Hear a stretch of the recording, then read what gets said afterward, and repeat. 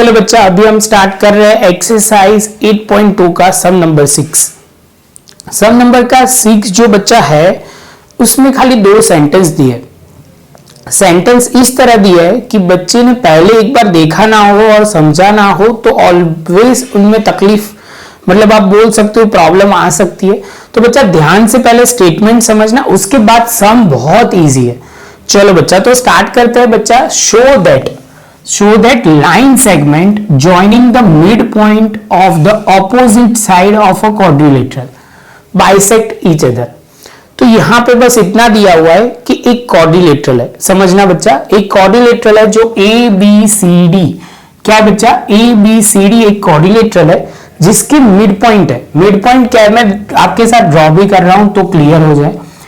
ये रहा हमारा एक quadrilateral A B C D, इसके सभी साइड हमारे मिड पॉइंट है, उसको आप ज्वाइन करोगे तो ये कुछ और एक क्वाड्रिलेटरल आ जाएगा जिसमें बोला हुआ है, जिसका नाम हम लेते हैं पी क्यू आर एस। ये समझ में आया। और उसके ऑपोजिट साइड के वर्टिसेस पे आपको ज्वाइन करना है। क्या बोला है, joining the mid point of opposite side. तो हम बोलेंगे कि इसके साथ आपने ज्वाइन किया और इसके साथ ज्वाइन किया, और वो बोल रहा है कि ये ज्वाइन करने से जो आएगा वो डायगोनल, वो क्या होंगे, बाइसेक्ट ईच अदर। मतलब कहने का मतलब बहुत सिंपल है कि ये जो क्वाड्रिलेटरल है उसके डायगोनल है, उसको बाइसेक्ट करना है, ऐसा बोल रहे हैं। लेकिन उन्होंने लाइन सेगमेंट वर्ड यूज करके आपको थोड़ा कंफ्यूज किया है। समझ में आ रहा है। अभी आपको उतना प्रूव करना है कि ये जो क्वाड्रिलेटरल है उसके लाइन जो मतलब ये डायगोनल है वो बाइसेक्ट ईच अदर। कहने का मतलब बहुत सिंपल है, जितना OP है उतना OR होगा, जितना OQ है उतना OS होगा, बस वो कहने का मतलब है। तो अभी थोड़ा लिखता हूं तो ज्यादा समझ में आएगा बच्चा। तो यहां पे हम लिखेंगे गिवन में आपको क्या दिया गया है, तो हम लिखेंगे ABCD। क्या है बच्चा, ABCD इज अ क्वाड्रिलेटरल, ये क्वाड्रिलेटरल है। और यहां पे हम बोलेंगे क्या, तो आप बोलोगे सर PQRS, हम लिखेंगे PQR and S is mid point of, किसके मिड पॉइंट है, AB का, जो पहले शुरू करते हैं AB का मिड पॉइंट AD, Q जो है वो AB, BC एंड DC, उसके सारे मिड पॉइंट है। यहां पे कॉमा लगा देते हैं, बस इतनी गिवन इंफॉर्मेशन है। टू प्रूव बच्चा क्या करना है, तो आप बोलोगे सर टू प्रूव जो है वो हमें करना है सिंपल OP, हमें उसके वर्ड में पहले लिखते हैं PR एंड, ये PR and SR SQ bisect each other. ये बाइसेक्ट ईच अदर वाला पॉइंट को हम प्रॉपर वर्ड में लिखते हैं तो ज्यादा समझ में आएगा नोटेशन के साथ। OP, हमारा OP जो है वो इक्वल होगा OR के, और आप आगे बोलोगे OS है वो इक्वल होगा OQ से। क्लियर है बच्चा। जैसे ये पॉइंट क्लियर होता है बच्चा, अभी आगे का स्टेप समझते हैं। तो बच्चा आप बोलोगे सर आपने AC जो कनेक्ट किया है तो वो एक कंस्ट्रक्शन है, वो हम लिखेंगे कंस्ट्रक्शन क्या होगा, जॉइन। आप बोलोगे sir join AC, join AC को हमें जॉइन करना है। अभी बच्चा जो समझना है वो ध्यान से समझना। आप बोलोगे सर ये फिगर अलग है और ये फिगर अलग है, टेक्निकल टर्म में बच्चा यही फिगर ड्रॉ करनी है, लेकिन मैं बहुत कुछ ड्रॉ कर दूंगा तो आपको समझने में थोड़ी प्रॉब्लम होगी। उससे अच्छा है कि पहले मैं इसमें से समझाऊंगा, बाद में हम इसमें आगे चले जाएंगे। क्लियर है। हर बार की तरह इसमें अभी हम पहले हम क्या करना है तो समझो आप।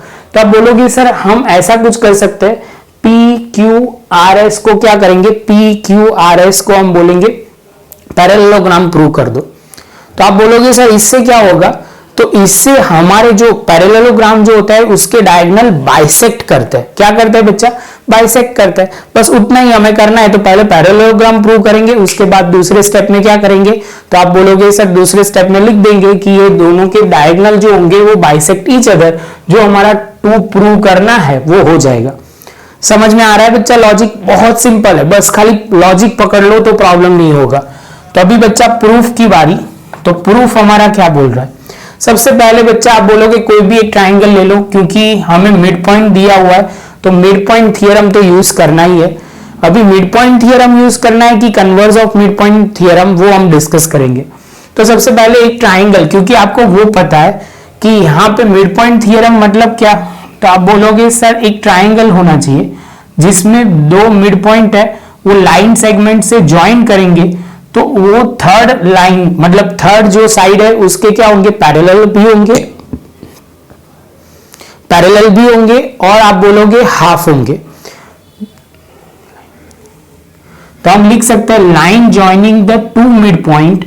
तो यहां पे हम लिख सकते हैं बच्चा, लॉजिक आपको क्लियर होना चाहिए, line segment joining two mid point of a triangle will be क्या होंगे बच्चा, parallel to third side and half of the it.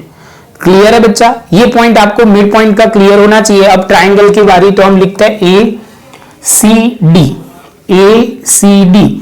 Triangle ACD है बच्चा, वो हम क्या करेंगे सबसे पहले ACD, जिसमें हम बोल सकते हैं बच्चा यहाँ पे ACD में पहला पॉइंट है, आप ध्यान से देखोगे तो P जो है वो मिड पॉइंट AD का है और DC जो है वो मिड पॉइंट DC का मिड पॉइंट S है। तो आप बोलोगे सर हमारे पास दो मिड पॉइंट आ गए, तो हम पैरेलल कर सकते हैं उसकी थर्ड साइड को। तो अब अभी वो हम करना शुरू करते हैं। ट्राइंगल ये वाला ट्राइंगल है ना, उसकी बात कर रहे हैं। समझ में आ रहा है बच्चा? चलो तो आगे चलते। तो अब लिखेंगे इन ट्राइंगल ACD क्या लिखेंगे, P and S is a midpoint, are midpoint of side AD and DC। तो वो मिड पॉइंट है, तो हम क्या लिख सकते हैं, तो इसका मतलब ये हुआ ट्राइंगल में ये दोनों मिड पॉइंट है, तो हम बोल सकते हैं कि PS जो है वो पैरेलल होगा अपनी थर्ड साइड के साथ, तो होगा वो AC। क्या होगा बच्चा, AC। आपको एक बार ड्रॉ करके दिखा दूं तो क्लियर हो जाए कि कई बच्चों को कंफ्यूजन आ रहा होगा। तो ये हमारे पास ये मिड पॉइंट है, तो ये आप बोल सकते हैं ये पैरेलल है, ये भी पैरेलल है। क्लियर है बच्चा? जैसे ये पॉइंट होगा तो हम बोल सकते हैं कि ये पैरेलल भी होगा और हाफ भी होगा, तो हम लिखेंगे PS इक्वल टू 1/2 AC। तो ये क्यों, लॉजिक क्या होगा, तो आप बोलोगे मिड पॉइंट थियरम। बच्चा इस बार मैं थोड़ा शॉर्ट में लिख रहा हूं, थोड़ा प्रॉपर लिख देना। चलो क्लियर, आगे चलते हैं। सेम वे प्रोसीजर को आगे बढ़ाते हैं। दूसरा ट्राइंगल की फोकस करो, ABC जो है उसमें आप देखोगे in triangle ABC Q and R, तो हम लिखेंगे Q and R are mid point of कौन सा होगा, मिड पॉइंट ऑफ साइड हम ले लेंगे AB